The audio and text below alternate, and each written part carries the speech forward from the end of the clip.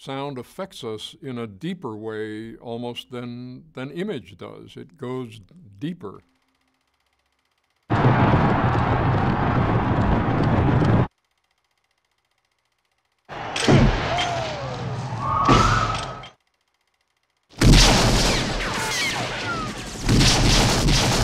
And yet we're naturally, seemingly oblivious to that.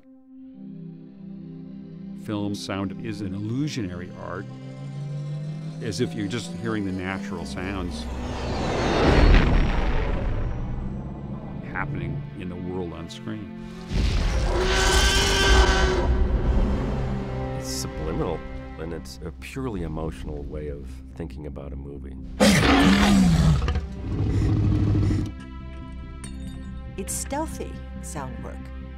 It's flying under the radar. It's understated.